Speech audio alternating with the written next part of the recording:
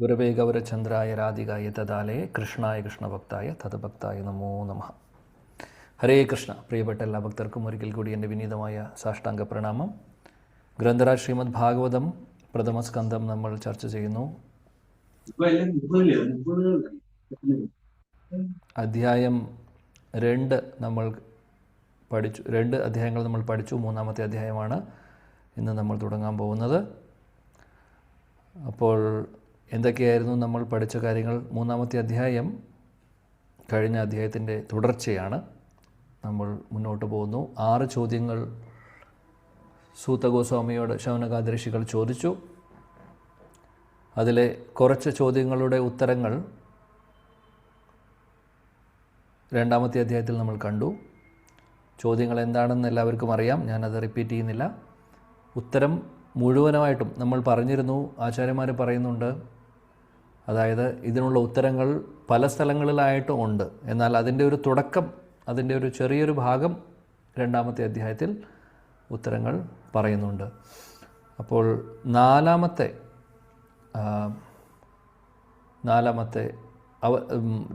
അധ്യായം അവസാനിക്കുന്നത് question number 3-ൻ്റെ ഉത്തരം പറഞ്ഞുകൊണ്ടാണ്. എന്തിനാണ് ഭഗവാൻ കൃഷ്ണൻ ദേവകിയുടെയും വസുദേവരുടെയും മകനായി അവതരിക്കുന്നത് എന്നുള്ളൊരു ചോദ്യമുണ്ടായിരുന്നു. അതായിരുന്നു 3-ാമത്തെ ചോദ്യം. ആ 3-ാമത്തെ ചോദ്യത്തിന് ഉത്തരം അവിടെ പറഞ്ഞിട്ടുണ്ട്. അതായത് അവസാനത്തെ ശ്ലോകങ്ങളിലാണത് പറയുന്നത്. 34-ാമത്തെ ശ്ലോകത്തിലാണ് അതിന് ഉത്തരം പറയുന്നത് 2-ാമത്തെ അധ്യായത്തിൽ. അതായത് എല്ലാ ജീവാത്മാക്കളെയും എല്ലാവരെയും ഭഗവാന്റെ അടുത്തേക്ക് തിരിച്ചു വിളിക്കാൻ വേണ്ടി, അതിനു വേണ്ടിയിട്ടാണ് ഭഗവാൻ അവതാരം എടുക്കുന്നത് എന്നുള്ളത് പറഞ്ഞു. കൂടുതൽ വിശദീകരണങ്ങൾ ഇനി വരുന്ന അധ്യായങ്ങളിൽ വരുന്നുണ്ട്.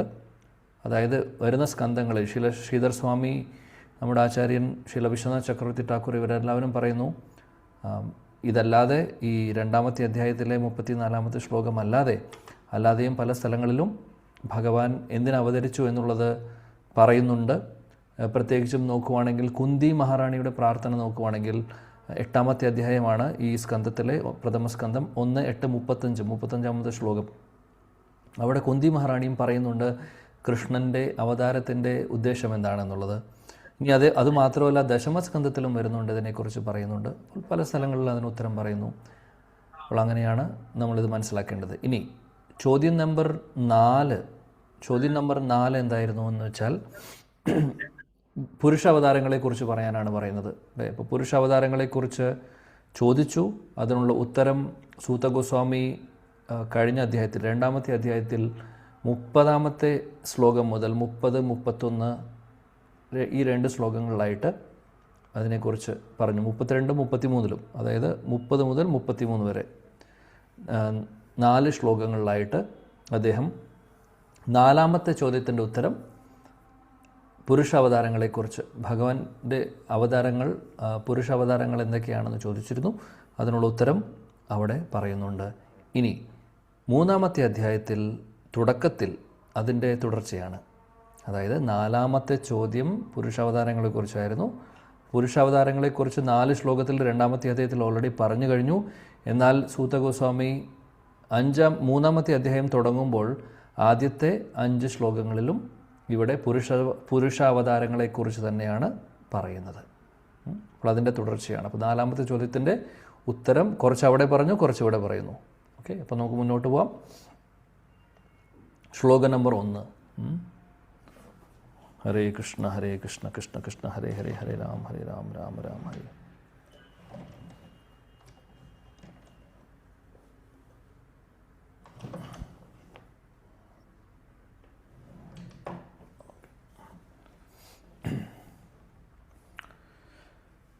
ഓക്കെ, രത്ന മാതാജി ശ്ലോകം വായിക്കൂ. 1-ാമത്തെ ശ്ലോകം വിവർത്തനം. ഹരേ കൃഷ്ണ പ്രഭു, ഞാൻ വായിച്ചോട്ടെ? വായിക്കൂ പ്രഭു. ശ്രീമദ് ഭാഗവതം അധ്യായം 3, കൃഷ്ണൻ സർവ അവതാരങ്ങളുടെയും സ്രോതസ്. ശ്ലോകം 1. സുത ഉവാച ജഗ്രഹേ പൗരുഷം രൂപം ഭഗവാൻ മഹദാദിഭി സംഭൂതം ഷോഡശകലം ആദൗ ലോക ശിഷ്യക്ഷയാം വിവർത്തനം കൂടെ വായിച്ചോളൂ പ്രഭു. വിവർത്തനം. സൂതൻ അരുളി ചെയ്തു: സൃഷ്ടിയുടെ ആരംഭത്തിൽ ഭഗവാൻ ആദ്യം പുരുഷാവതാരമാവുന്ന വിശ്വരൂപത്തിൽ സ്വയം വിസ്തരിച്ചു. അനന്തരം ഭൗതിക സൃഷ്ടിക്ക് ആവശ്യമായ സമസ്ത ഘടക പദാർത്ഥങ്ങളെയും ആവിഷ്കരിച്ചു.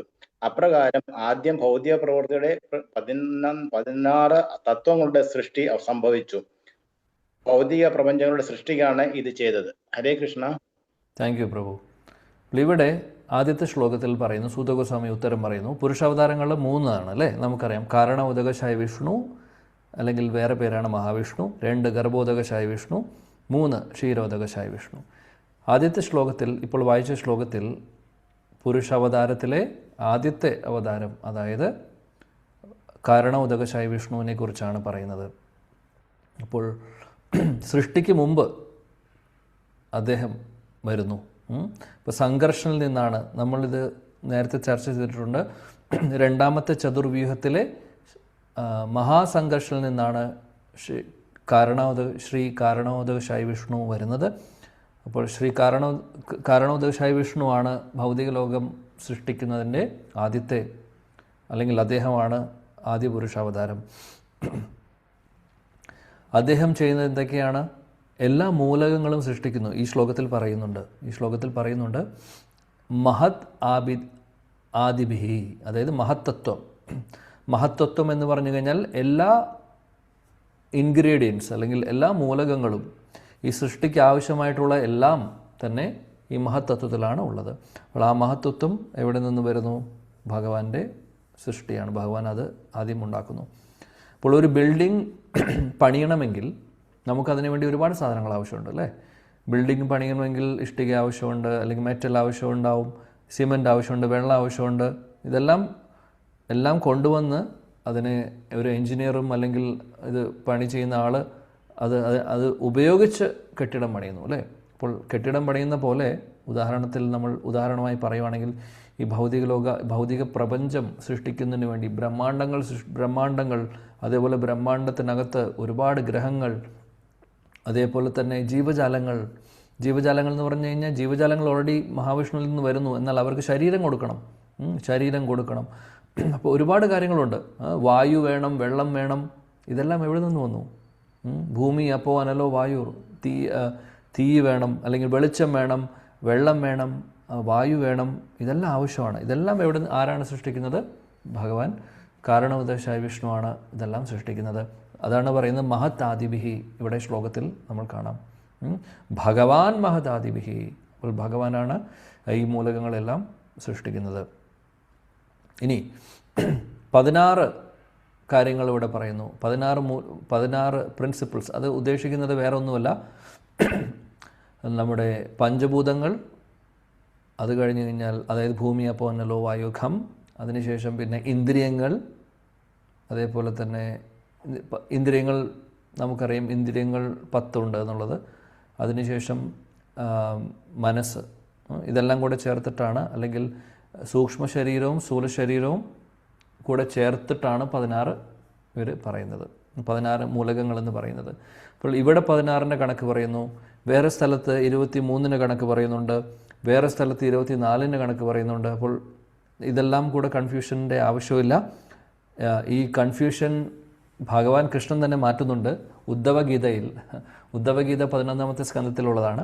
അവിടെ ഭഗവാൻ പറയുന്നുണ്ട്, ഉദ്ധവരുമായിട്ട് ഉള്ള ചർച്ചയിൽ ഈ മൂലകങ്ങൾ, സാഖ്യയോഗത്തെക്കുറിച്ച് പറയുന്ന അവസരത്തിൽ അദ്ദേഹം പറയുന്നു, ഈ മൂലകങ്ങളെക്കുറിച്ച് എണ്ണത്തിൽ പല സ്ഥലങ്ങളിലും പല സ്ഥലങ്ങളിലും എണ്ണത്തിൽ വ്യത്യാസം കാണാം. കാര്യം എന്താണെന്ന് ചിലപ്പോൾ സൂക്ഷ്മ ശരീരം മൊത്തം ഒരുമിച്ച് ഒന്നായിട്ട് പറയും. അപ്പോൾ അതായത് മനസ്സ്, ബുദ്ധി, മിഥ്യാഹങ്കാരം, ഇതിനെ 3ഉം കൂടെ ഒന്നായി പറയും. ചിലപ്പോൾ 3 ഉണ്ട്, 3 ഇൻക്ലൂഡ് ചെയ്തിട്ട് ഒന്നായിട്ട് പറയും. അപ്പോൾ അങ്ങനെ എണ്ണത്തിൽ വ്യത്യാസങ്ങൾ ഉണ്ട്. അപ്പോൾ ഇതിൽ നമ്മൾ ഭഗവാൻ പറയുന്നു ഉദ്ധവരോട്, അങ്ങനെ വ്യത്യാസങ്ങൾ പല സ്ഥലങ്ങളിലും പറയുന്നത് കേൾക്കാം, എന്നാൽ അത് എല്ലാം ശരിയാണ്, ഒന്നും തെറ്റല്ല എന്നുള്ളത്. അത് പറയുന്ന ആചാര്യൻ, അതായത് പല ഋഷിവര്യന്മാരും, അല്ലെങ്കിൽ വലിയ വ്യാസദേവൻ്റെ പോലെ തന്നെ ഒരുപാട് വരിഷ്ഠരായിട്ടുള്ള ആളുകൾ, ഈ പുരാണങ്ങൾ നമുക്കറിയാം. ഭഗവാൻ വ്യാസദേവൻ വേദങ്ങൾ എഴുതിയതിന് ശേഷം പല ഋഷിവര്യന്മാരെ ഇത് ഏൽപ്പിക്കുന്നു അല്ലേ. ഇനി പിന്നീട് അവരാണ് അതിനെ പഠിച്ച് പിന്നെ അവർ ഒരു പരമ്പര ഉണ്ടാക്കുന്നതൊക്കെ. അപ്പോൾ അങ്ങനെ വരുമ്പോൾ ചില സ്ഥലങ്ങളിൽ പല വ്യത്യാസങ്ങളും ചെറിയ രീതിയിൽ, പക്ഷേ തത്വത്തിൽ വ്യത്യാസങ്ങളൊന്നുമില്ല. ഇതേപോലെ ചെറിയ ഡീറ്റെയിൽസിൽ വ്യത്യാസങ്ങൾ വരും. ഇപ്പോൾ നമ്മൾ അല്ലാതെയും പറയാറുണ്ട്, ചില അവതാരങ്ങൾ തന്നെ, ഇപ്പോൾ വരാഹാവതാരം ഒരു കൽപ്പത്തിൽ നടക്കുന്ന പോലെ ആയിരിക്കണം എന്നില്ല, അടുത്ത കൽപ്പത്തിൽ ചെറിയ വ്യത്യാസം, ഡീറ്റെയിൽസിൽ വ്യത്യാസം ഉണ്ടാവും. ഇപ്പോൾ നരസിംഹദേവൻ്റെ അവതാരം പറയുന്നു, നരസിംഹദേവൻ്റെ അവതാരത്തിൽ നമ്മൾ പഠിക്കുന്ന ഭാഗവതത്തിൽ പറയുന്നു, അദ്ദേഹം തൂണിൽ നിന്ന് വരുന്നു, ഉടനെ തന്നെ ഹിരണ്യകശിപുവായിട്ട് യുദ്ധം ചെയ്യുന്നു, ഹിരണ്യകശിപുവിനെ കൊല്ലുന്നു. ആ കഥ നമുക്കറിയാം. എന്നാൽ പത്മപുരാണത്തിൽ ഒരു സെക്ഷനിൽ പറയുന്നുണ്ട് നരസിംഹ അവതാരത്തെക്കുറിച്ച്. എന്നാൽ അത് കുറച്ചും കൂടെ വ്യത്യാസമുണ്ട്, അതായത് ഡീറ്റെയിൽസ് വ്യത്യാസമുണ്ട്. സംഭവങ്ങളൊക്കെ പ്രഹ്ലാദും ഹിരണ്യകശിപുവും നരസിംഹദേവനൊക്കെ ഉണ്ട്. എന്നാൽ ആ സെക്ഷനിൽ പറയുന്നു ഇദ്ദേഹം ഉച്ച സമയത്ത് നേരത്തെ വരുന്നു എന്നുള്ളത്. സന്ധ്യ സമയത്തല്ല, അതിന് നേരത്തെ വരുന്നു. എന്നിട്ട് 4 മണിക്കൂർ യുദ്ധമാണ്, അതിന് ശേഷമാണ് പിന്നെ നടക്കുന്നത്.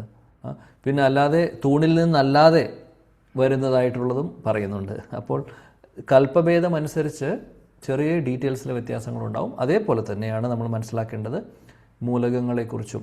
അപ്പോൾ എവിടെയെങ്കിലും ചെറിയ എണ്ണത്തിൽ വ്യത്യാസം, ഭഗവത്ഗീത നോക്കിക്കഴിഞ്ഞാൽ അവിടെ പറയുന്നുണ്ട് 24 മൂലകങ്ങളെക്കുറിച്ച്. അപ്പോൾ ഇവിടെ 16 എന്ന് പറഞ്ഞു. അപ്പോൾ രണ്ടും തമ്മിൽ വ്യത്യാസമില്ല. അതാണ് നമ്മൾ കൺക്ലൂഷൻ.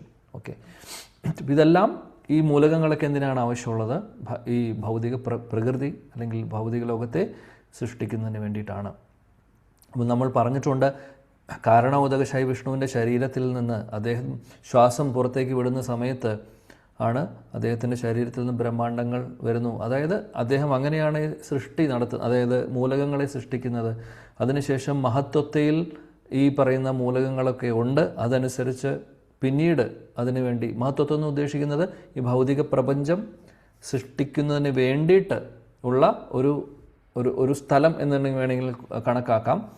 3-ാമത്തെ സ്കന്ധത്തിൽ പറയുന്നു, ആധ്യാത്മിക ആകാശത്തിലെ ഒരു ചെറിയൊരു ഭാഗമാണ് ഈ മഹത്വത്വം എന്ന് പറയുന്നത്. അവിടെയാണ് ഈ ഭൗതിക പ്രപഞ്ചം, ഭൗതിക ലോകം ക്രിയേറ്റ് ചെയ്യുക. അല്ലെങ്കിൽ ഹരേ കൃഷ്ണ കൃഷ്ണ കൃഷ്ണ ഹരേ ഹരേ, ഹരേ രാം രാം രാം.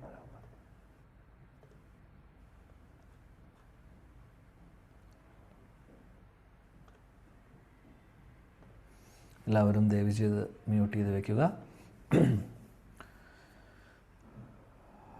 ഹരേ കൃഷ്ണ കൃഷ്ണ കൃഷ്ണ ഹരേ ഹരേ, ഹരേ രാം രാം. ഓക്കെ, അപ്പോൾ ആധ്യാത്മിക ആകാശത്തിലെ ഒരു ചെറിയ ഭാഗമാണ് മഹത്വത്വം. അവിടെയാണ് ഈ ഭൗതിക ലോക സൃഷ്ടിക്ക് വേണ്ടിയിട്ടുള്ള എല്ലാം അവിടെയാണുള്ളത്.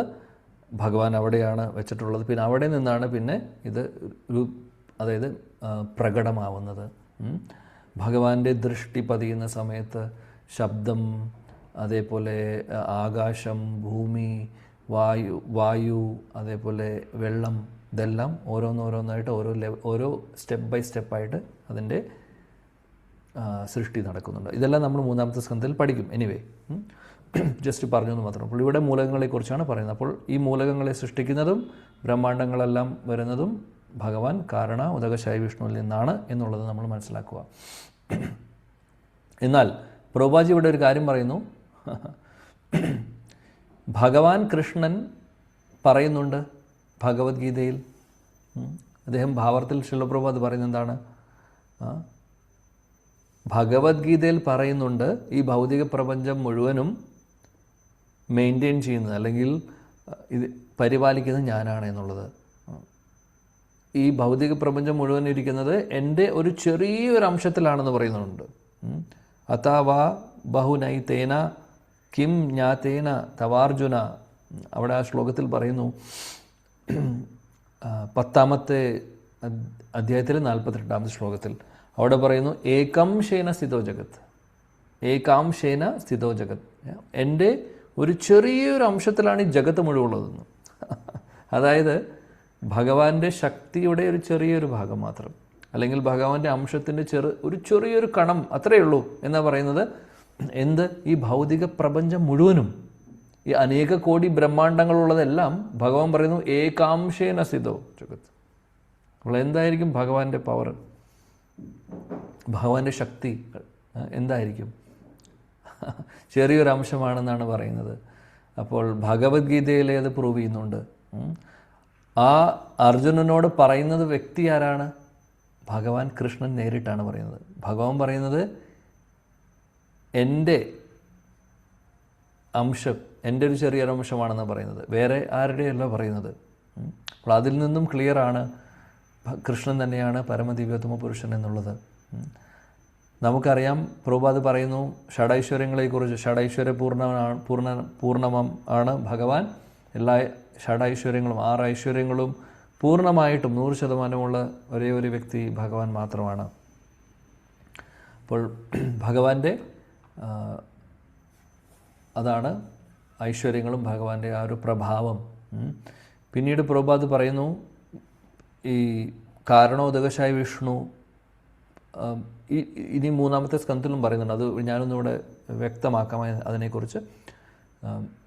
നമ്മുടെ ആചാര്യന്മാർ പറയുന്നതോടെ ശില വിശ്വനാഥ ചക്രവർത്തി ഠാക്കൂറും മറ്റുള്ള ആചാര്യന്മാരും പരമാത്മാവ് എന്ന് പറയും അല്ലേ. നമുക്കറിയാം പരമാത്മാവ് എന്ന് പറഞ്ഞാൽ നമ്മുടെ ഓരോരുത്തരുടെയും ഹൃദയത്തിലുള്ള അല്ലെങ്കിൽ ഓരോ ജീവജാലങ്ങളിലുള്ള അല്ലെങ്കിൽ ഓരോ കണങ്ങളിലുള്ള ഭഗവാന്റെ വിസ്തരണമാണ് പരമാത്മാവ്. ആ പരമാത്മാവ് ഏത് വിഷ്ണുവാണ്? ക്ഷീരോദകശായ വിഷ്ണുവാണ് അല്ലേ. അപ്പോൾ പരമാത്മാവ് എന്ന് പറയുന്ന കൺസെപ്റ്റ് 3 തരത്തിൽ നമ്മൾ മനസ്സിലാക്കേണ്ടതാണ്. ആചാര്യന്മാർ പറയുന്നു ഈ ഭൗതിക പ്രപഞ്ചം മുഴുവൻ എടുക്കുമ്പോൾ, അതിൻ്റെ ഭൗതിക പ്രപഞ്ചം മുഴുവനായിട്ട് എടുക്കുമ്പോൾ അതിൻ്റെ പരമാത്മാവ് എന്ന് പറഞ്ഞു കഴിഞ്ഞാൽ, അല്ലെങ്കിൽ അതിനെ കൺട്രോൾ ചെയ്യുന്ന ആളെന്ന് പറഞ്ഞു കഴിഞ്ഞാൽ അത് കാരണോദകശായ വിഷ്ണുവാണ്. ഭൗതിക പ്രപഞ്ചം മുഴുവൻ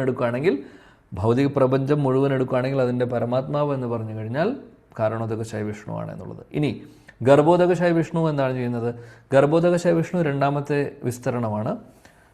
ബ്രഹ്മാണ്ടങ്ങൾ സൃഷ്ടിച്ചതിന് ശേഷം ഓരോ ബ്രഹ്മാണ്ടത്തിനകത്തേക്ക് ഭഗവാൻ വീണ്ടും വിസ്തരിക്കുന്നു. അതാണ് ആ വിസ്തരണമാണ് ഗർഭോദകശായ വിഷ്ണു. ആ ഗർഭോദകശായ വിഷ്ണുവിൻ്റെ, അതായത് ഓരോ ബ്രഹ്മാണ്ടത്തിനകത്തും ഗർഭോദകശായ വിഷ്ണു ഉണ്ട്. അനേക കോടി ബ്രഹ്മാണ്ടങ്ങളുണ്ട്. നമ്മളിരിക്കുന്ന ബ്രഹ്മാണ്ടം മാത്രമല്ല, നമ്മളിരിക്കുന്ന യൂണിവേഴ്സ് മാത്രമല്ല, ഒരുപാട് യൂണിവേഴ്സസ് ഉണ്ട്. അതിലെല്ലാത്തിലും ഗർഭോദകശായ വിഷ്ണു ഉണ്ട്. ആ ഗർഭോദകശായ വിഷ്ണുവിൻ്റെ നാഭിയിൽ നിന്നാണ് ഈ താമര തണ്ട് വരുന്നതും അവിടെ 14 ലോകങ്ങളും ഏറ്റവും മുകളിൽ സത്യലോകത്തിൽ ബ്രഹ്മലോകത്തിൽ ബ്രഹ്മാവ് ഉള്ളതും. ഈ ഒരു രൂപമാണ് ശ്രീ അനന്തപത്മനാഭ സ്വാമിയുടെ. അപ്പോൾ ഗർഭോദകശായ വിഷ്ണുവിനെ പറയുന്നത് എന്താണെന്ന് വെച്ചാൽ, ഓരോ ബ്രഹ്മാണ്ടം മാത്രം എടുക്കുകയാണെങ്കിൽ ആ ബ്രഹ്മാണ്ടത്തിൻ്റെ പരമാത്മാവാണ് ആ ബ്രഹ്മാണ്ടത്തിലെ മെയിൻ ഏറ്റവും അല്ലെങ്കിൽ കൺട്രോളറായിട്ടുള്ള വ്യക്തിയാണ് ആര്? ഗർഭോദകശായ വിഷ്ണു. കാര്യം അദ്ദേഹത്തിൻ്റെ നാഭിയിൽ നിന്ന് വരുന്ന ആ താമരയുടെ തണ്ടിലാണ് 14 ലോകങ്ങളിരിക്കുന്നത്. ഈ ബ്രഹ്മാണ്ടത്തിൽ ഈ 14 ലോകങ്ങൾക്കല്ലേ പ്രസക്തിയുള്ളത്? ഈ 14 ലോകങ്ങളിരിക്കുന്നത് എവിടെയാണ്? ഇദ്ദേഹത്തിൻ്റെ. മാത്രമല്ല അനന്തശേഷ്, ഗർഭോദകശായ വിഷ്ണു കിടക്കുന്ന അനന്തൻ്റെ തലകളിലാണ് ഈ 14 ലോകങ്ങളും സ്ഥിതി ചെയ്യുന്നത്. അപ്പോൾ ഗർഭോദകശായ വിഷ്ണുവാണ് ഓരോ ബ്രഹ്മാണ്ടത്തിൻ്റെയും മെയിൻ ആ ഒരു കൺട്രോൾ ചെയ്യുന്ന വ്യക്തി. അതുകൊണ്ട് അദ്ദേഹത്തെ ഓരോ ബ്രഹ്മാണ്ടത്തിന് പരമാത്മാവായിട്ട് പറയുന്നു. ഇനി 3ാമത്തെ എക്സ്പാൻഷനായിട്ടുള്ള ക്ഷീരോദകശായ വിഷ്ണുവാണ് ഓരോ ജീവജാലങ്ങളിനകത്തുള്ളതും ഓരോ കണത്തിനകത്തുള്ള ആറ്റത്തിനകത്തുള്ളത് അവരെല്ലാവരും. അപ്പോൾ ആ ക്ഷീരോദകശായ വിഷ്ണുവിനെ ജീവജാലങ്ങളിലെ അല്ലെങ്കിൽ ഓരോ കണങ്ങളിലെ പരമാത്മാവായിട്ട്, അപ്പോൾ ഭഗവാന്റെ വിസ്തരണം ആണ് പറയുന്നത്. കാരണോദകശായ വിഷ്ണു, ഗർഭോദകശായ വിഷ്ണു, ക്ഷീരോദകശായ വിഷ്ണു. ചുരുക്കം നോക്കുകയാണെങ്കിൽ എല്ലാം ഈ ഭൗതിക പ്രപഞ്ചം മുഴുവൻ എടുക്കുകയാണെങ്കിൽ എല്ലായിടത്തും ഭഗവാന്റെ റോളുണ്ട്. ഭഗവാൻ ഇല്ലാതെ ഒന്നുമില്ല. 3ാമത്തെ സ്കന്ധത്തിൽ ഒരു കാര്യം കൂടെ പറയുന്നു, ഞാനിത് ഒന്നുകൂടെ ഇവിടെ പറയാൻ ആഗ്രഹിക്കുന്നു. അവിടെ ഓരോ മൂലകങ്ങൾ സൃഷ്ടിക്കുന്നതിനെക്കുറിച്ച് പറയുന്നുണ്ട്. അവിടെ 2ാമത്തെ സ്കന്ധത്തിലും നമ്മൾ പഠിക്കും, 2ലും 3ലും പറയുന്നുണ്ട്. കുറച്ച് ടെക്നിക്കലായിട്ടുള്ള സ്ഥലമാണ്, സബ്ജക്റ്റാണ്. നമ്മൾ ആ സമയത്ത് കൂടുതൽ ഇതിനെക്കുറിച്ച് ചിന്തിക്കേണ്ട, പറ്റുന്ന പോലെ മനസ്സിലാക്കുക. അവിടെ പറയുന്നുണ്ട്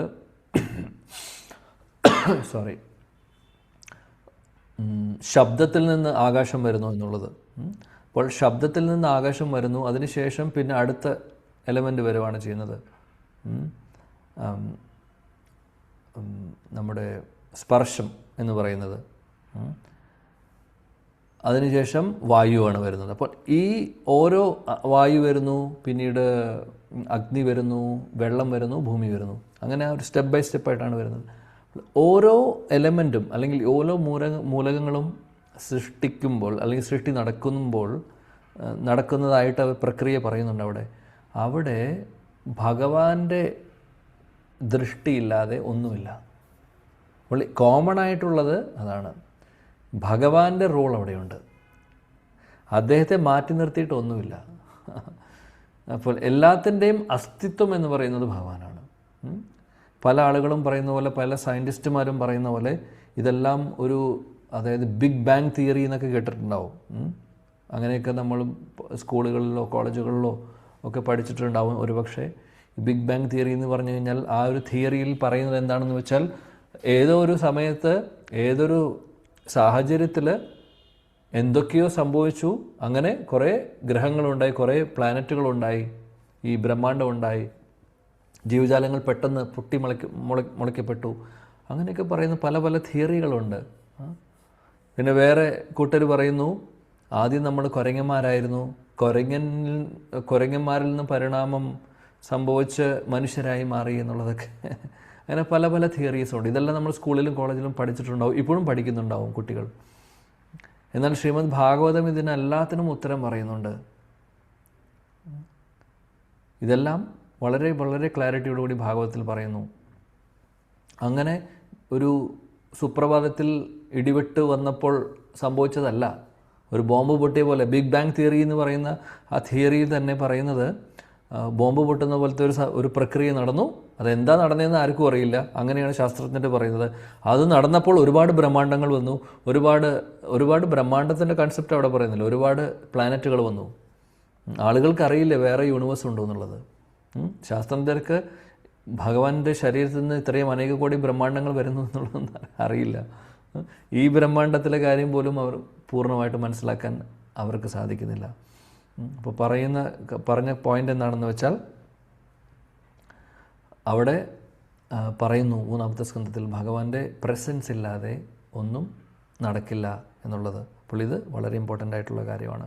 ഇനി കുരങ്ങന്മാരിൽ നിന്ന് മനുഷ്യർ വരുന്ന കഥ നോക്കുവാണെങ്കിൽ, അങ്ങനൊരു സംഭവം അങ്ങനെയല്ല സംഭവിച്ചിട്ടുള്ളത്. ജീവജാലങ്ങളെ എല്ലാവരെയും ഒരേ സമയത്താണ് ഭഗവാൻ, പല സ്പീഷീസുണ്ട്, 84 ലക്ഷം യോനികൾ ഭഗവാൻ സൃഷ്ടിക്കുന്നത് ഒരുമിച്ചാണ്, ഒരേ സമയത്താണ്.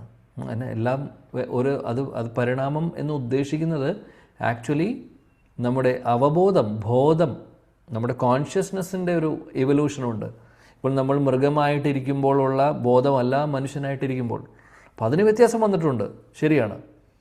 പക്ഷേ നമ്മൾ ആരും കുരങ്ങനിൽ നിന്നല്ല മനുഷ്യനുണ്ടായിട്ടുള്ളത്. മനുഷ്യനെ മനുഷ്യനായിട്ട് ഭഗവാൻ ക്രിയേറ്റ് ചെയ്തു, കുരങ്ങനെ കുരങ്ങനായിട്ട് ക്രിയേറ്റ് ചെയ്തു. ഓരോ സ്പീഷീസിനെയും അതേപോലെ ക്രിയേറ്റ് ചെയ്തിട്ടുണ്ട് ഒരേ സമയത്ത്. അല്ലാതെ അതിൽ നിന്ന് വന്നിട്ടുള്ളതല്ല നമ്മൾ.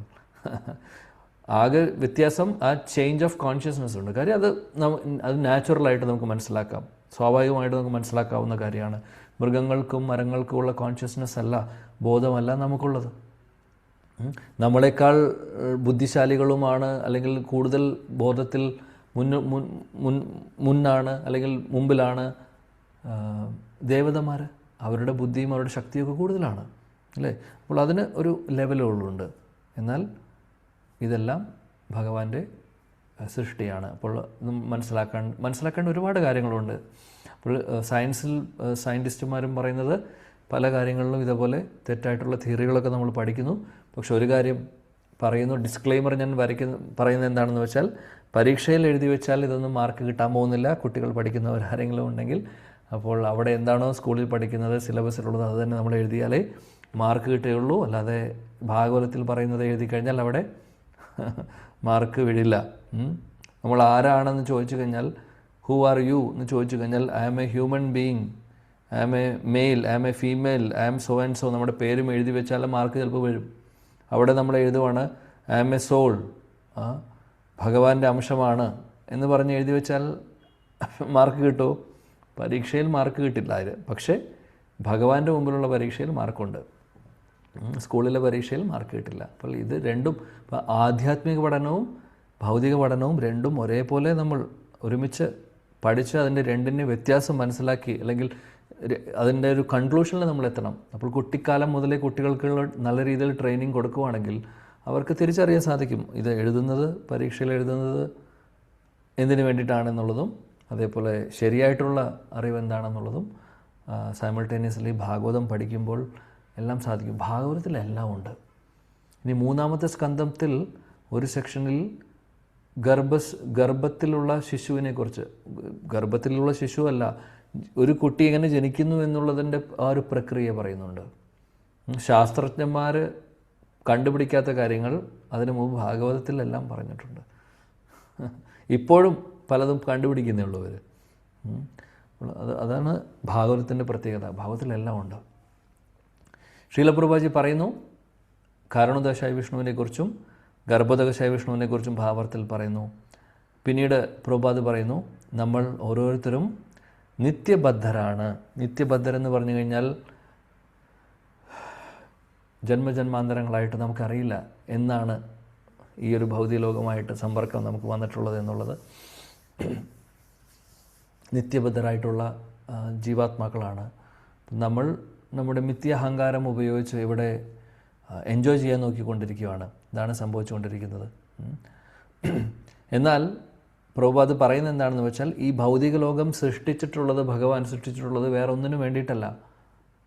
അതായത് ഭഗവാനിൽ നിന്ന് മുഖം തിരിച്ച ആളുകൾക്ക് അവർക്ക് അവരുടെ ആഗ്രഹങ്ങൾ, ഒരുപാട് ആഗ്രഹങ്ങളുണ്ട്, ഭൗതിക ആഗ്രഹങ്ങൾ, അത് നിറവേറ്റാനും അല്ലെങ്കിൽ അത് നടക്കാനുള്ളൊരു ഒരു ഒരു ഒരു സ്ഥലവും കൂട്ടത്തിൽ മാത്രമല്ല ഇവിടെ നിന്ന് രക്ഷപ്പെടാനുള്ളൊരു മാർഗവും രക്ഷപ്പെടാനുള്ളൊരു പ്ലാറ്റ്ഫോമും കൂടിയാണ് ഭൗതിക ലോകം. കാര്യം അതിന് വേണ്ടിയിട്ടുള്ള എല്ലാ ഫെസിലിറ്റീസും കൊടുക്കുന്നുണ്ട്. ശാസ്ത്രങ്ങളുണ്ട്.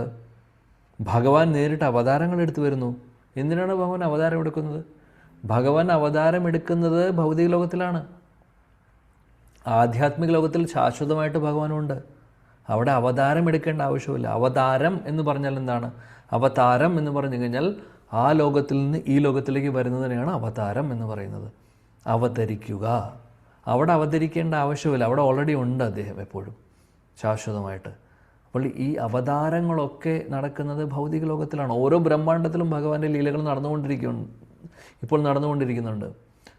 നമ്മൾ കാണുന്നില്ല എന്ന് മാത്രം. ഒരേ സമയത്ത് ഇപ്പോൾ ഈ നിമിഷത്തിൽ ദാമോദർ ലീല എവിടെയെങ്കിലും നടക്കുന്നുണ്ടാവും. നമ്മൾ പറയുന്നത് ഭൗതിക ലോകത്തിലെ ഏതെങ്കിലും ബ്രഹ്മാണ്ടത്തിൽ. ഈ സമയത്ത് ഗോവർദ്ധന ലീല നടക്കുന്നുണ്ടാവും. അപ്പോൾ പറയുന്നത് ഭഗവാന്റെ ലീലകൾ ശാശ്വതമായിട്ട് ഭൗതിക ലോകങ്ങളിലും നടക്കുന്നുണ്ട്. അപ്പോൾ അവതാരം സംഭവിക്കുന്നത് ഈ ലോകത്താണ്. അപ്പോൾ അവതരിക്കുന്നതിൻ്റെ ലക്ഷ്യം എന്താണ്, അല്ലെങ്കിൽ ഉദ്ദേശം എന്താണ്? നമ്മൾ കഴിഞ്ഞ 3-ാമത്തെ ചോദ്യം അതായിരുന്നു. എന്തായിരുന്നു? എന്തിനു വേണ്ടിയിട്ടാണ് ഭഗവാൻ അവതരിക്കുന്നത് എന്നുള്ളത്. അപ്പോൾ അതിനുള്ള ഉത്തരം ഇത് തന്നെയാണ്, നമ്മളെ എല്ലാവരെയും ഇവിടെ നിന്ന് രക്ഷിക്കാൻ വേണ്ടി. അപ്പോൾ ബദ്ധാത്മാക്കളെ ഇവിടെ അവരുടെ കാര്യങ്ങൾ, ആഗ്രഹങ്ങൾ, ഭൗതിക ആഗ്രഹങ്ങൾ നിറവേറ്റാനുള്ളൊരു സ്ഥലം കൊടുത്തു എന്നുള്ളത് മാത്രമല്ല, അതിനേക്കാൾ ഉപരിയായിട്ട് നമ്മളെ ഓരോരുത്തരെയും ഇവിടെ നിന്ന് രക്ഷിക്കാൻ വേണ്ടിയിട്ടുള്ള, ഇവിടെ നിന്ന് രക്ഷപ്പെടുത്താൻ വേണ്ടിയിട്ടുള്ള ഒരു സ്ഥലമാണ്, അല്ലെങ്കിൽ അതിനുള്ളൊരു അവസരമാണ് നമുക്ക് ഈ ഭൗതിക ലോകത്തിൽ ഭഗവാൻ തരുന്നത്. ഭഗവാൻ അവതാരം എടുത്തു വരുന്നു, ശാസ്ത്രങ്ങൾ വരുന്നു, വേദങ്ങളുണ്ട്, ഭാഗവതമുണ്ട്, ഭഗവാൻ ഹരിനാമമായിട്ട് വരുന്നു. അങ്ങനെ പല രീതിയിലും ഭഗവാന്റെ ആ ഒരു പ്രകടമാവുന്നുണ്ട് നമ്മുടെ മുമ്പിൽ. ഗുരുജനങ്ങളെ വിടുന്നു, ആചാര്യന്മാരെ വിടുന്നു, അല്ലേ? ഇവരെല്ലാവരും, ഗുരു, സാധു, ശാസ്ത്രം, ഇവരെല്ലാവരും നമ്മളെ സഹായിക്കുന്നു ഇവിടെ നിന്ന് രക്ഷപ്പെടാൻ വേണ്ടി. അപ്പോൾ പ്രഭുപാദി പറയുന്നു അവസരം നമുക്ക് എല്ലാവർക്കും ഉണ്ട്. എന്നാൽ ഭാഗ്യവാൻ ആത്മാവാരാണോ? ആരാണോ ഭാഗ്യവാൻ?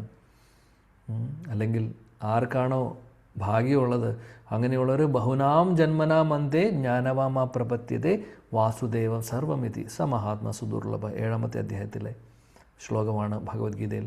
അവിടെ പറയുന്നു എത്രയോ ജന്മജന്മാന്തരങ്ങൾ കഴിഞ്ഞിട്ടുള്ളൊരു കഴിഞ്ഞിട്ടാണ് നമുക്ക് ഈ ഒരു അവസരം കിട്ടുന്നത്, മനുഷ്യജന്മം കിട്ടുന്നത്. മനുഷ്യജന്മം കിട്ടിയോണ്ട് മാത്രം ആവില്ല, മനുഷ്യജന്മം കിട്ടിയോണ്ട് ഒന്നും ആയിട്ടില്ല. മനുഷ്യരായിട്ട് ഒരുപാട് ആളുകളുണ്ട്. എന്നാൽ ഭക്തിമാർഗത്തിൽ എത്ര പേരുണ്ട്? ഭഗവാൻ കൃഷ്ണനാണ് പരമദിവ്യത്വം പുരുഷൻ എന്നുള്ള സത്യം മനസ്സിലാക്കുന്ന എത്ര പേരുണ്ട്? അതും കൂടെയുണ്ട്. ഭഗവാന്റെ പൊസിഷൻ മനസ്സിലാക്കണം. ഭാഗവതം എന്ന് പറഞ്ഞു കഴിഞ്ഞാൽ കൃഷ്ണപുരാണമാണ്.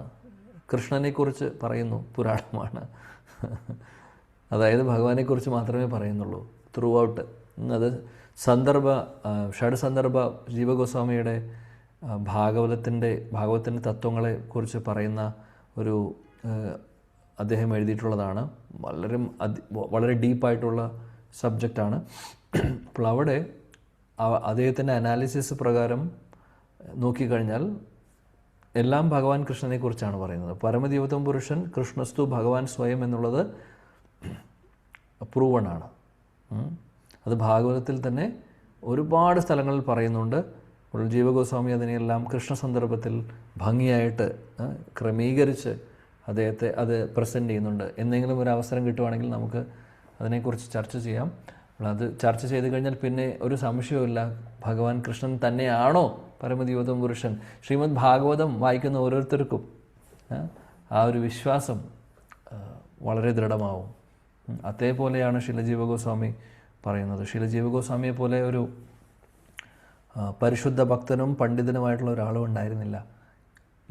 ഈ ലോകം കണ്ട ഏറ്റവും വലിയ എന്ന് തന്നെ പറയാം.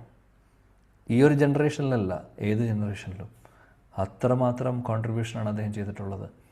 അദ്ദേഹത്തെക്കുറിച്ച് വേറെ അവസരത്തിൽ പറയാം. നമ്മുടെ മഹാസൗഭാഗ്യമാണ്. ഭഗവാൻ കൃഷ്ണൻ്റെ നിത്യപാർഷദനാണ് അദ്ദേഹം.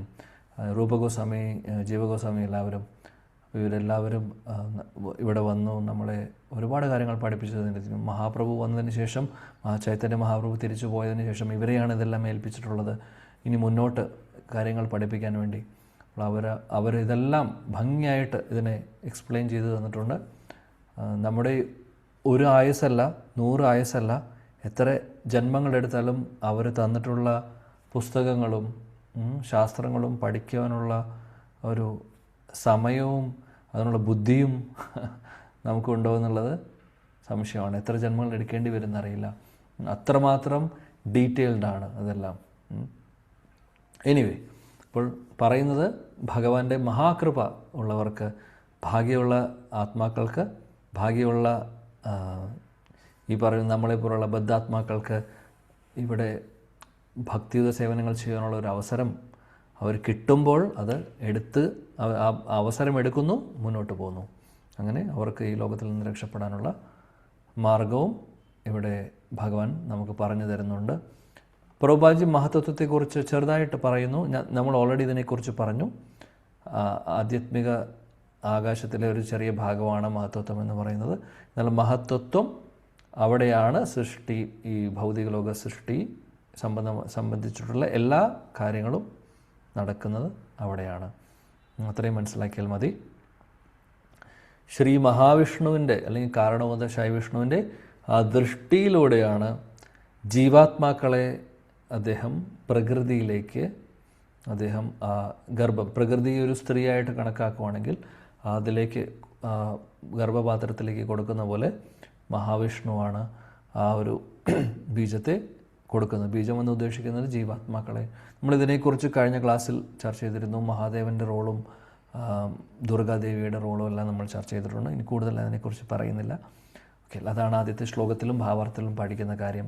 കുറച്ച് നമ്മൾ സമയമെടുത്തു, എന്നാൽ ആ തത്വങ്ങളൊക്കെ ഒന്നും കൂടെ മനസ്സിലാക്കാൻ വേണ്ടിയിട്ടായിരുന്നു ഇത്രയും നമ്മൾ ചർച്ച ചെയ്തത്. അടുത്ത ശ്ലോകത്തിലേക്ക് പോവാം. ശ്ലോകം നമ്പർ 2. യസ്യാംഭസി ശയനാനസ്യ യോഗനിദ്രാംവിതാൻവതഃ നാഭി ഹൃദാംബുജാദ് ആസീത് ബ്രഹ്മ വിശ്വാശ്രജാം പതിഃ. ഓക്കെ, ശ്ലോകം വായിക്കാം. ഒരു മിനിറ്റ്.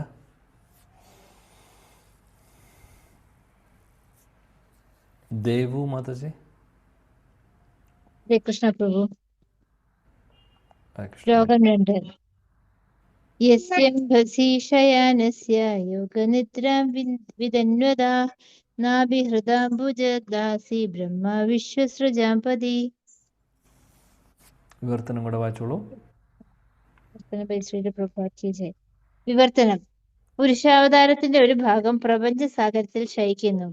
പുരുഷാവതാര ശരീരത്തിലെ നാഭി സരസിൽ നിന്നും ഒരു താമരത്തണ്ട് പൊന്തി വരികയും ആ തണ്ടിന്റെ അഗ്രത്ത് വിടർന്ന ദിവ്യമായ താമരപ്പൂവിൽ സർവശക്തികളുടെയും അധിപനായ വിശ്വസൃഷ്ടാവായ പത്മസംഭവൻ ബ്രഹ്മദേവൻ പ്രത്യക്ഷപ്പെടുകയും ചെയ്തു. ഹരേ കൃഷ്ണ. Thank you. അപ്പോൾ ഈ ശ്ലോകത്തിൽ രണ്ടാമത്തെ ശ്ലോകത്തിൽ പറയുന്നത് ഗർഭോദകശായ വിഷ്ണുവിനെ കുറിച്ചാണ്. അപ്പോൾ ആദ്യത്തെ ശ്ലോകത്തിൽ നമ്മൾ ചർച്ച ചെയ്തത് കാരണോദകശായ വിഷ്ണു അല്ലെങ്കിൽ മഹാവിഷ്ണു.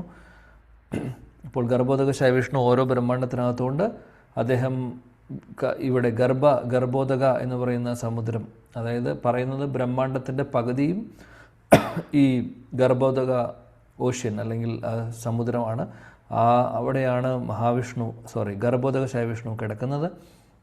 അനന്തശേഷൻ്റെ മുകളിൽ അദ്ദേഹത്തിൻ്റെ നാഭിയിൽ നിന്നാണ് താമര തണ്ട് വരുന്നതും നമ്മൾ 14 ലോകങ്ങൾ അവിടെ വരുന്ന കാര്യങ്ങളൊക്കെ നമ്മൾ പറഞ്ഞിരുന്നു. ബ്രഹ്മാവ് ഏറ്റവും മുകളിൽ സത്യലോകത്തിൽ അല്ലെങ്കിൽ ബ്രഹ്മലോകത്ത്, ഇവിടെ പറയുന്നു ബ്രഹ്മ വിശ്വസൃജാംപതി. അപ്പോൾ ബ്രഹ്മാവിൻ്റെ ഒരു ആവിർഭാവം അങ്ങനെയാണ് എന്നുള്ളത് ഇവിടെ പറയുന്നു. ഇപ്പോൾ ഗർഭോദകശായ വിഷ്ണുവിൻ്റെ റോളും കാരണോദകശായ വിഷ്ണുവിൻ്റെ റോളും ഗർഭോദകശായ വിഷ്ണുവിൻ്റെ റോള് നമ്മൾ ഓൾറെഡി പറഞ്ഞു കഴിഞ്ഞു. ഇനി കൂടുതൽ ഞാനതിനെക്കുറിച്ച് പറയുന്നില്ല. അപ്പോൾ 14 ലോകങ്ങളുണ്ടെന്ന് പറഞ്ഞു. ഇനി 14 ലോകങ്ങൾ ഏതൊക്കെയാണ് എന്നുള്ളത് നമ്മൾ അറിഞ്ഞിരിക്കണം. നമ്മളിരിക്കുന്നത് നടുക്കുള്ളത്, നമ്മൾ ഭൂമണ്ഡലം എന്ന് പറയും, മധ്യഭാഗത്താണ്. അപ്പോൾ ഈ 14 ലോകങ്ങളെ വേറെ രീതിയിൽ പറയുന്നത് 3 ലോകങ്ങളായിട്ട് പറയും. 3 ലോകം എന്ന് ഉദ്ദേശിക്കുന്നത് വേറെ ഒന്നുമല്ല. ഉപരിലോകം, ഭൂമണ്ഡലം അല്ലെങ്കിൽ മധ്യ, താഴെയുള്ളത്. Upper planetary system, lower planetary system, middle. അപ്പോൾ അത് 3ആയിട്ട് പറയും. അല്ലെങ്കിൽ അതിനെ തന്നെ എക്സ്പാൻഡ് ചെയ്യുമ്പോൾ, നമ്മൾ കുറച്ചുകൂടെ വിശദീകരിച്ച് പറയുമ്പോൾ 14 ലോകങ്ങളായിട്ട് പറയും. അപ്പോൾ നമ്മളിരിക്കുന്ന ലോകം ഏത് ലോകമാണ്? ആർക്കെല്ലാം അറിയൂ?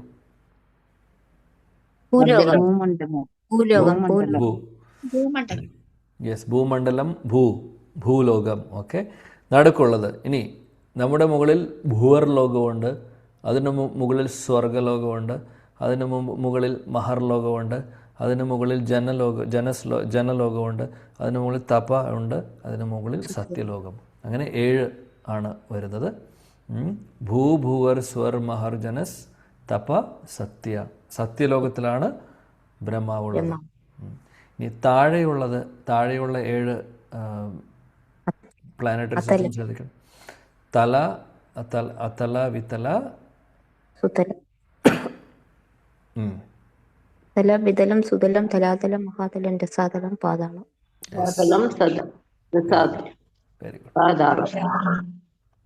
Very good, thank you. അപ്പോൾ അതാണ് 14 ലോകങ്ങൾ. ഇതെല്ലാം ഉള്ളത് ഈ താമരത്തണ്ടിലാണ്. പ്രഭുപാദ് പറയുന്നു ഭാവാർത്ഥത്തിൽ,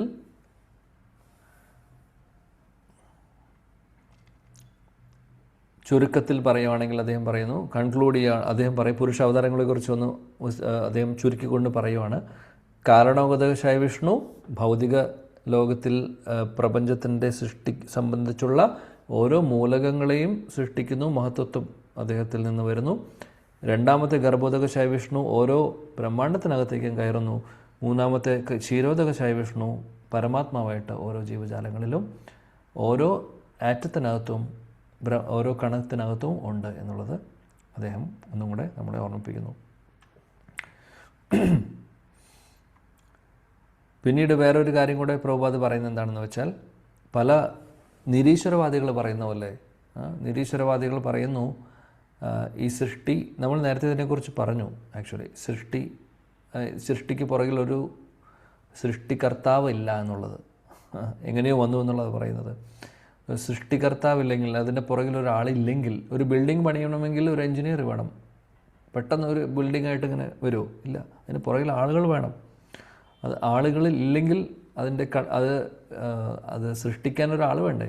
ഇപ്പോൾ ഒരു മൊബൈൽ എടുക്കുവാണെങ്കിലും ലാപ്ടോപ്പ് എടുക്കുവാണെങ്കിലും എന്തെടുക്കുവാണെങ്കിലും നമ്മൾ ഉപയോഗിക്കുന്ന എന്ത് സാധനം വേണമെങ്കിൽ എടുത്തോളൂ, അതിന് പുറകിൽ ഒരാളുണ്ട്, ക്രിയേറ്റ് ചെയ്തൊരാളുണ്ട്. അപ്പോൾ അതേപോലെ തന്നെ ഈ ബ്രഹ്മാണ്ടമാണെങ്കിലും ഭൗതിക ലോകമാണെങ്കിലും സൃഷ്ടി നടത്തിയിട്ടുണ്ട് ഒരാൾ.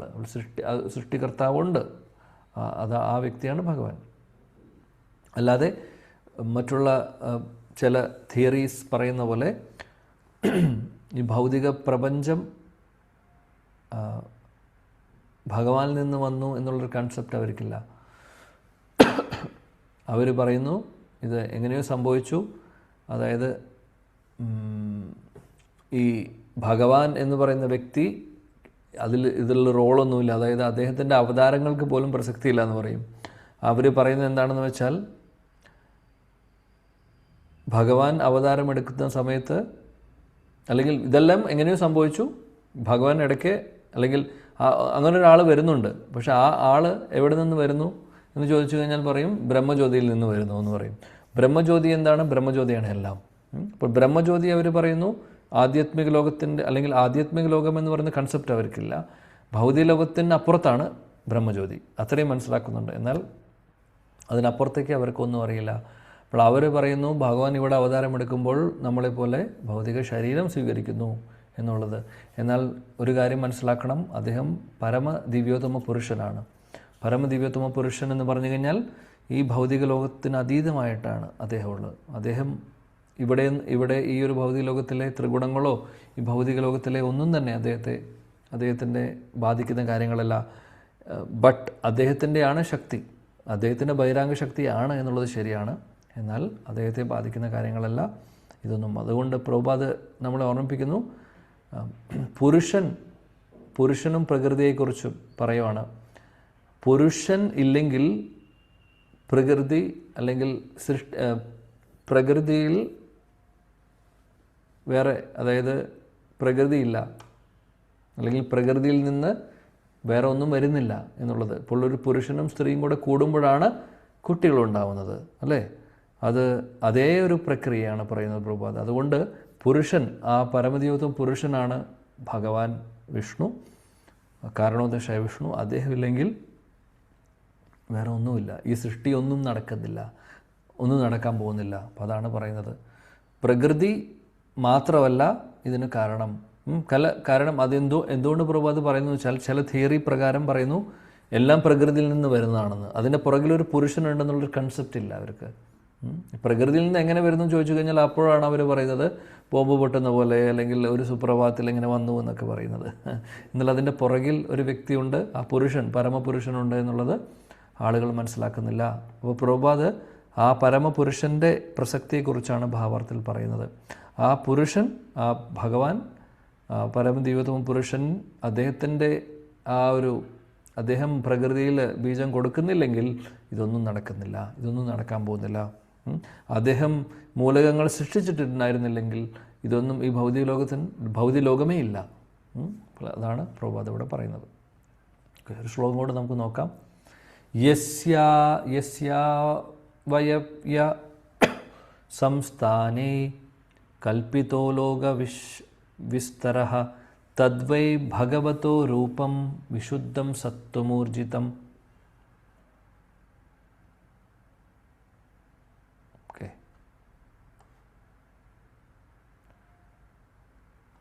കുമാരി ശൈലജ മാതാജി. കൃഷ്ണ പ്രഭുജി. ഓം നമോ ഭഗവതി വാസുദേവായ. ശ്ലോകം 3. യസ്യാവയവ സംസ്ഥാനൈ കൽപ്പിതോ ലോകവിസ്താരഃ തദ്വൈ ഭഗവതോ രൂപം വിശുദ്ധം സത്വമൂർജിതം. വിവർത്തനം വായിക്കണോ പ്രഭുജി? വായിക്കൂ.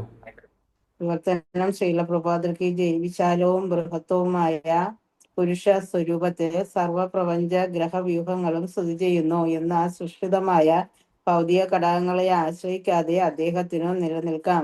ഹരീഷ്ണ പ്രഭുജി. ഇവിടെ പറയുന്നത് ഗർഭോദകശായ വിഷ്ണുവിനെ കുറിച്ചാണ്. ഗർഭോദകശായ വിഷ്ണുവിൻ്റെ തന്നെ കാര്യമാണ് ഇവിടെ പറയുന്നത്. അതായത് ആ പുരുഷനെക്കുറിച്ച്. കാര്യം ഭഗവാൻ കരണോദക വിഷ്ണു ആവട്ടെ ഗർഭോദക വിഷ്ണു ആവട്ടെ എല്ലാവരും പുരുഷ അവതാരങ്ങളാണ്. അപ്പോൾ ആദ്യത്തെ ശ്ലോകത്തിൽ മഹാവിഷ്ണുവിനെ കുറിച്ച് പറഞ്ഞു, അല്ലെങ്കിൽ കാരണോദക വിഷ്ണുവിനെ കുറിച്ച് പറഞ്ഞു. രണ്ടാമത്തെയും മൂന്നാമത്തെയും ശ്ലോകങ്ങളിൽ ഗർഭോദക വിഷ്ണുവിനെ കുറിച്ചാണ് പറയുന്നത്. നമ്മൾ ഓൾറെഡി പറഞ്ഞു ഗർഭോദക വിഷ്ണു എന്ന് പറഞ്ഞു കഴിഞ്ഞാൽ ബ്രഹ്മാണ്ഡം മൊത്തം എടുക്കുകയാണെങ്കിൽ, ഈ ബ്രഹ്മാണ്ഡം എടുക്കുകയാണെങ്കിൽ ആ ബ്രഹ്മാണ്ഡത്തിൻ്റെ പരമാത്മാവാണ് എന്നുള്ളത്. എല്ലാത്തിൻ്റെയും ഈ ബ്രഹ്മാണ്ഡത്തെ മുഴുവനും കൺട്രോൾ ചെയ്യുന്ന അദ്ദേഹമാണെന്നുള്ളത്. ഇനി ഒരു കാര്യം കൂടെ മനസ്സിലാക്കണം. കാരണോദക വിഷ്ണു സംഘർഷൺ, ഇത് നമ്മുടെ ആചാര്യൻ പറയുന്നതാണ്, ശീലവിശ്വനാഥ ചക്രവർത്തി ഠാക്കൂർ പറയുന്നതാണ്. അദ്ദേഹം പറയുന്നു ഈ 3 പേര് കാരണോദക വിഷ്ണു, ഗർഭോദക വിഷ്ണു, അതേപോലെ ക്ഷീരോദക വിഷ്ണു, ഇവർ 3 പേരും ആദ്യത്തെ മഹാവിഷ്ണു പറയുവാണെങ്കിൽ സംഘർഷണൻ്റെ വിസ്തരണമാണ്, പ്രദ്യുമ്നൻ്റെ വിസ്തരണമാണ് ഗർഭോദക വിഷ്ണു, അതേപോലെ അനിരുദ്ധൻ്റെ വിസ്തരണമാണ് ക്ഷീരോദക വിഷ്ണു എന്ന് പറയുന്നുണ്ട് അദ്ദേഹം. അതും കൂടെ നമുക്ക് ഒരു സൈഡ് പോയിൻ്റായിട്ട് നോട്ട് ചെയ്യാവുന്ന കാര്യമാണ് പുരുഷാവതാരങ്ങളുടെ. ഇപ്പോൾ നമ്മൾ ചതുർവ്യൂഹത്തെക്കുറിച്ച് പറഞ്ഞു. സംഘർഷനിൽ നിന്നാണ് വരുന്നത് കാരണോദക വിഷ്ണു എന്നുള്ളത് നമ്മൾ പറഞ്ഞിട്ടുണ്ട്. എന്നാൽ പ്രദ്യുമ്നനും അനിരുദ്ധൻ്റെയും കൂടെ ഒരു എക്സ്പാൻഷനായിട്ടാണ് പറയുന്നത് ഈ മറ്റുള്ള 2 പേര്, അതായത് ഗർഭോദക വിഷ്ണുവും ക്ഷീരോദക വിഷ്ണുവും. ഓക്കെ, പ്രഭുപാദ് ഭാവാർത്ഥത്തിൽ പറയുന്നു വിരാട് രൂപത്തെക്കുറിച്ച്, അല്ലെങ്കിൽ വിശ്വരൂപത്തെക്കുറിച്ച്. വിശ്വരൂപം എന്ന് പറഞ്ഞാൽ എന്താണ് നമുക്കറിയാം. ഈ വിശ്വത്തെ മുഴുവനും കാണുന്ന, അല്ലെങ്കിൽ ഭഗവാന്റെ ശരീരം നോക്കുവാണെങ്കിൽ, അല്ലെങ്കിൽ ഭഗവാന്റെ ഈ വിശ്വം മുഴുവനുമായിട്ടുള്ളൊരു രൂപം. ആക്ച്വലി ഈ ഒരു രൂപം ഭൗതിക ലോകത്തിൽ മാത്രമേ ഉള്ളൂ. അല്ലെങ്കിൽ ഇങ്ങനെയൊരു കൺസെപ്റ്റ് നമ്മൾ പറയുമ്പോൾ ഭഗവാൻ വിരാട് രൂപം കാണിച്ചു കൊടുത്തു അർജുനന്. അങ്ങനെ ഒരു വിരാട് രൂപം എന്ന് പറയുന്നത് അദ്ദേഹം കണ്ടത് എന്താണ്? അദ്ദേഹം കാണുന്നു, ഒരുപാട് ആളുകളെ കാണുന്നു, ഒരുപാട് തലകൾ കാണുന്നു, ഒരുപാട് ദേവതമാരെ കാണുന്നു, അല്ലേ? അപ്പോൾ വിരാട് രൂപം പറയുന്നത് എന്താണെന്ന് വെച്ചാൽ ആക്ച്വലി ഇതൊരു കൺസെപ്റ്റാണ്. ഈ കൺസെപ്റ്റ് എന്താണെന്ന് വെച്ചാൽ ഈ ഭൗതിക ലോകത്തിലെ, അല്ലെങ്കിൽ ഒരു ബ്രഹ്മാണ്ഡം എടുക്കുകയാണെങ്കിൽ ഉദാഹരണത്തിന്, ഇതിൽ മുഴുവനും ഭഗവാൻ എല്ലായിടത്തും ഓരോ കണങ്ങളിലും ഭഗവാന്റെ പ്രസൻസ് ഉണ്ടെന്ന് കാണിക്കാൻ വേണ്ടിയിട്ട് ഉള്ള ഒരു കൺസെപ്റ്റാണ്, ആക്ച്വലി ഒരു കൺസെപ്ഷനാണ് വിരാട് രൂപം അല്ലെങ്കിൽ വിശ്വരൂപം എന്ന് പറയുന്നത്. അപ്പോൾ അതിൻ്റെ ആ വിശ്വരൂപത്തിലെ ഓരോ ഭാഗത്ത് നോക്കിക്കഴിഞ്ഞാൽ ഒരുപാട് തലകൾ, ഒരുപാട് കൈകൾ, ഒരുപാട് കാലുകൾ എന്നൊക്കെ നമ്മൾ കണ്ടിട്ടുണ്ടാവും. അർജുനൻ പറയുന്നുണ്ട് ഭഗവത്ഗീതയിൽ. അപ്പോൾ ഇതെല്ലാം ഉദ്ദേശിക്കുന്നത് എന്താണെന്ന് വെച്ചാൽ അതെല്ലാം, അതായത് ഭൗതിക ലോകത്തിലെ അല്ലെങ്കിൽ ഈ ബ്രഹ്മാണ്ഡത്തിലെ എല്ലാം അതിനകത്ത് വരുന്നു. ചുരുക്കം പറയുവാണെങ്കിൽ ഇപ്പോൾ ബ്രഹ്മാണ്ഡം മുഴുവെടുക്കുകയാണെങ്കിൽ വിശ്വരൂപമായിട്ട് നമ്മൾ പറയുന്നു. അതാണ് ഇതിൻ്റെ കൺസെപ്റ്റ്. അപ്പോൾ ഈ ഒരു സംഭവം, ഈ വിശ്വരൂപം എന്ന് പറയുന്ന ആ ഒരു കൺസെപ്റ്റ് ഭൗതിക ലോകത്തിൽ മാത്രമേ ഉള്ളൂ. കാര്യം ആധ്യാത്മിക ലോകത്തിൽ ഭഗവാന്റെ സുന്ദരമായിട്ടുള്ള രൂപമാണ്. അവിടെ ഈ ഇവിടുത്തെ പ്രപഞ്ചത്തിലെ ദേവതമാരോ അല്ലെങ്കിൽ ഇവിടെയുള്ള പ്ലാനറ്റുകളോ അല്ലെങ്കിൽ ഇതൊന്നും കാണുന്നില്ലല്ലോ, ഇതൊന്നും ഇല്ലല്ലോ. അത് അവിടെ ആധ്യാത്മിക ലോകമല്ലേ. ഇതെല്ലാം ആപ്ലിക്കബിൾ എവിടെയാണ്? ഇവിടെ മാത്രമേ ഉള്ളൂ. ഈ ഒരു കാര്യം കൂടെ നമ്മൾ ഓർക്കണം. അതുകൊണ്ട് വിശ്വരൂപം ഒരു ശാശ്വതമായിട്ടുള്ളൊരു രൂപമല്ല. ശാശ്വതമായിട്ടുള്ള രൂപമല്ല എന്ന് പറയാൻ കാര്യം എന്താണെന്ന് വെച്ചാൽ ഭൗതിക ലോകം ശാശ്വതമല്ലാത്തത് കൊണ്ട് പറയുന്നതാണ്. ഭൗതിക ലോകം ശാശ്വതമാണെന്നും ഒരു തരത്തിൽ പറയാം. കാര്യം എന്താണെന്ന് വെച്ചാൽ സൃഷ്ടി സംഹാരം നടന്നുകൊണ്ടിരിക്കുന്നുണ്ട്. സംഹാരത്തിന് ശേഷം വീണ്ടും സൃഷ്ടി നടക്കുന്നുണ്ട്. അങ്ങനെ നോക്കുമ്പോൾ ഇത് അവസാനിക്കുന്നില്ല. എന്നാൽ പറയുമ്പോൾ നമുക്ക് മെഡിറ്റേറ്റ് ചെയ്യാൻ പറ്റുന്നൊരു രൂപമല്ല വിശ്വരൂപം. അപ്പോൾ പ്രഭുപാദ് അത് ഭഗവത്ഗീതയിൽ എടുത്ത് പറയുന്നുണ്ട്. ആ വിശ്വരൂപം എന്ന് പറയുന്ന അധ്യായത്തിൽ ഈവൻ അർജുനൻ പോലും വിശ്വരൂപം കണ്ട് പേടിച്ചുപോയി. അർജുനൻ പറഞ്ഞു, ഇതെനിക്ക് ഉൾക്കൊള്ളാൻ സാധിക്കുന്നില്ല എന്നാണ് പറഞ്ഞത് അദ്ദേഹം. എന്നിട്ട് ഭഗവാനോട് അഭ്യർത്ഥിക്കുന്നു, അങ്ങയുടെ ചതുർഭുജ രൂപം കാണിക്കൂ. ചതുർഭുജ രൂപം കാണിച്ചതിന് ശേഷം അപ്പോഴും അർജുനൻ പറഞ്ഞു, എനിക്ക് ഈ രൂപം കാണേണ്ട, എനിക്ക് ഒറിജിനൽ രൂപം കണ്ടാൽ മതി. ഒറിജിനൽ രൂപം എന്താണ്? 2 കൈകളുള്ള കൃഷ്ണൻ്റെ രൂപം. അങ്ങനെ അവസാനം ഭഗവാൻ ആ രൂപം കാണിച്ചു കൊടുക്കുന്നു. അപ്പോൾ വിശ്വരൂപത്തെക്കുറിച്ച് നമ്മൾ മനസ്സിലാക്കേണ്ടത് എങ്ങനെയാണ്? അതായത് ഒരു ബ്രഹ്മാണ്ഡം മുഴുവനും ഓരോ ഭാഗവും ഓരോ സംഭവങ്ങളും ഇവിടെയുള്ളതെല്ലാം ഓരോ ഭാഗമായിട്ട് ഭഗവാന്റെ ശരീരത്തിൻ്റെ ഒരു ഭാഗമായിട്ടുള്ള ഒരു കൺസെപ്റ്റാണ് ഈ വിശ്വരൂപത്തിന് ഉള്ളത്, വിരാട് രൂപത്തിനുള്ളത്. ഓക്കെ, ഞാൻ ഇവിടെ അവസാനിപ്പിക്കുന്നു. നാളെ നമുക്ക് 4-ാമത്തെ ശ്ലോകം മുതൽ നോക്കാം. അപ്പോൾ ഈ ഒരു സെക്ഷനിൽ നമ്മൾ പറഞ്ഞിരുന്നു ആദ്യത്തെ 2 ശ്ലോകങ്ങൾ. ആദ്യത്തെ ശ്ലോകത്തിൽ കാരണോദശ വിഷ്ണുവിനെ കുറിച്ച് പറഞ്ഞു. 2-ാമത്തെ ശ്ലോകത്തിൽ ഗർഭോദകശായ വിഷ്ണുവിനെ കുറിച്ച് പറഞ്ഞു.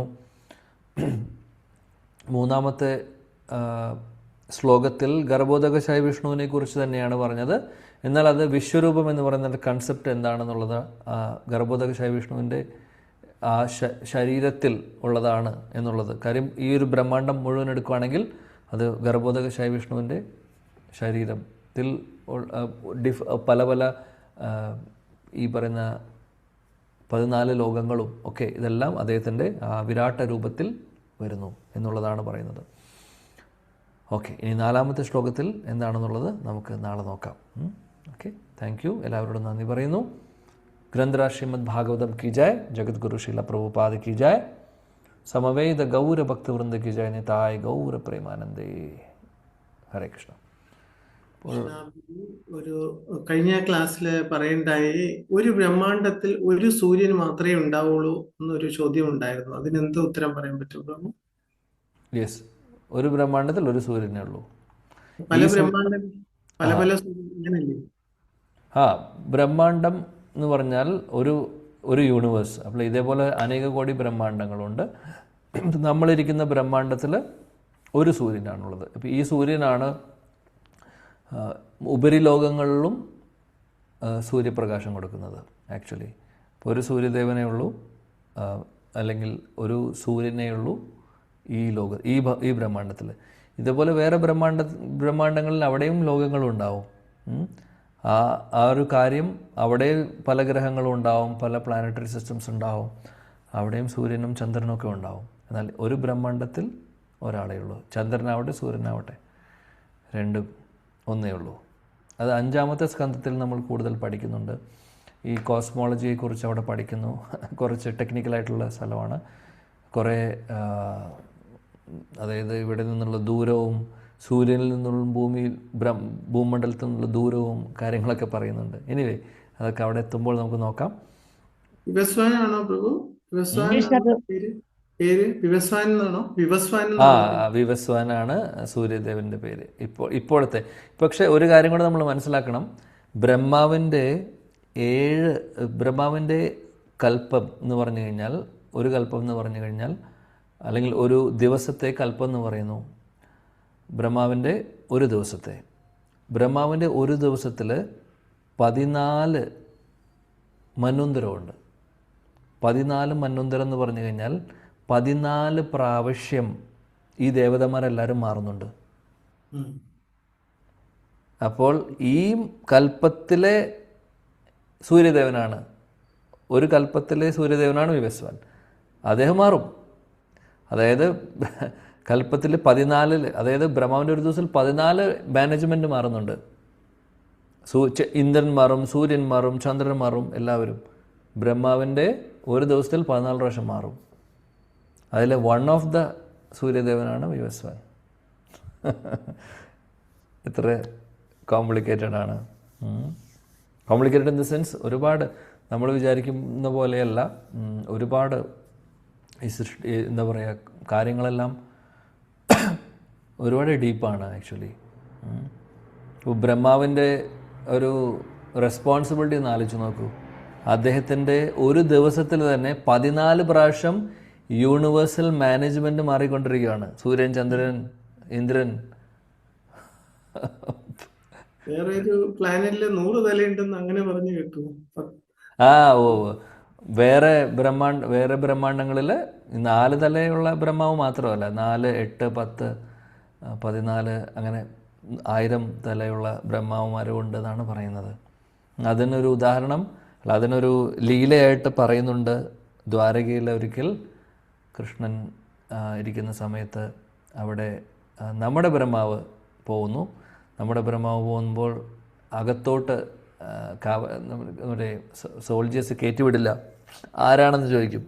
ആരാണെന്നുള്ള ചോദ്യം ചോദിച്ചപ്പോൾ നമ്മുടെ ബ്രഹ്മാവിന് ഇഷ്ടപ്പെട്ടില്ല. ഓ, എന്നെ മനസ്സിലായില്ലേ, 4 തല കണ്ടിട്ട് നിങ്ങൾക്ക് മനസ്സിലായില്ലേ ഞാൻ ആരാണെന്ന് എന്നുള്ള രീതിയിൽ ചോദിച്ചു. അവർ പറഞ്ഞു ഞങ്ങൾക്ക് മനസ്സിലായില്ല. അപ്പോൾ അകത്ത് പോയി പറഞ്ഞാൽ മതി, അകത്തുള്ള ആൾക്ക് അറിയാമെന്ന് പറഞ്ഞു. ആർക്ക്? കൃഷ്ണൻ അറിയാമെന്ന് പറഞ്ഞു. ഇവർ പോയി പറഞ്ഞു, കൃഷ്ണനോട് പറയുന്നു ഇങ്ങനെ ഒരാൾ വന്നിട്ടുണ്ട്, 4 തലയിലുള്ള ഒരാൾ വന്നിട്ടുണ്ട്, ബ്രഹ്മാവാണെന്നാണ് പറയുന്നതെന്ന് പറഞ്ഞു. കൃഷ്ണൻ പറഞ്ഞു ശരി, സാരമില്ല, അകത്തേക്ക് കയറ്റിവിടാൻ പറഞ്ഞു. അങ്ങനെ ഇദ്ദേഹം അകത്തോട്ട് വരുന്ന സമയത്ത് കാണുന്നത്, നമ്മുടെ ബ്രഹ്മാവ് കാണുന്നത് അദ്ദേഹത്തിൻ്റെ തല മാത്രം ഏറ്റവും കുറവാണ് 4 തല. ബാക്കിയുള്ളവരെല്ലാം 8ഉം 10ഉം 14ഉം 1000 100ഒക്കെയാണ്. എല്ലാവരും നമസ്കരിച്ചുകൊണ്ടിരിക്കുകയാണ് ഭഗവാന്റെ മുമ്പിൽ. അത് കണ്ടപ്പോൾ നമ്മുടെ ബ്രഹ്മാവ് അദ്ദേഹത്തിൻ്റെ ആ ഒരു ചെറിയൊരു സമയത്ത് ചെറിയൊരു ഒരു അഹങ്കാരം ഉണ്ടായിരുന്നു, അതെല്ലാം അവിടെ തീരുന്നു. അപ്പോൾ അങ്ങനെയാണ് പറയുന്നത്. അപ്പോൾ ഒരുപാടുണ്ട് ഇതെല്ലാം. ഹരേ കൃഷ്ണ. അപ്പൊ നമ്മളെല്ലാരും വരിക, പ്രഭുജിയോട് യാതൊരു മുടക്കം കൂടാതെ നമുക്ക് കിട്ടുന്നതിലേക്ക് വേണ്ടിയിട്ട് നമുക്ക് പ്രഭുജിയോട് പ്രാർത്ഥിക്കാം. പഞ്ചകൽപ്പ തരൂപ 3 പ്രാവശ്യം ഹരേ കൃഷ്ണ ഹരേ കൃഷ്ണ ഹരേ കൃഷ്ണ ഹരേ രാമ രാമ ഹരേ രാമ രാമ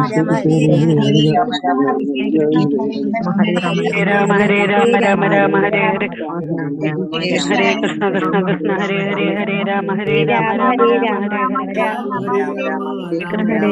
ഹരേ ഹരേ ഹരേ രാമ രാമ രാമ കൃപാ സിന്ധുപേവജ പതിദാനാം പാവനേഭ്യോ വൈഷ്ണവേഭ്യോ നമോ നമഃ. अनेक कोटि वैष्णव वृंद की हरिनाम संकीर्तन यज्ञ की हरे कृष्णा महामंत्र की श्रील प्रभुपाद की जय. श्री आनंद पद्मनाभ स्वामी की जय. हरे कृष्णा प्रभु जी, धन्यवाद प्रणाम. Hare Krishna. Thank you Prabhu ji. Hare Krishna. Hare Krishna Prabhu ji. Thank you Prabhu ji. Hare Krishna. प्रणाम प्रभु जी. हरे कृष्ण. प्रणाम प्रभु जी. हरे कृष्ण प्रभु जी, प्रणाम। हरे कृष्ण. प्रणाम प्रभु जी. हरे कृष्ण. हरे कृष्ण. प्रणामम प्रभुजी. हरे कृष्ण. हरे कृष्ण. प्रणाम.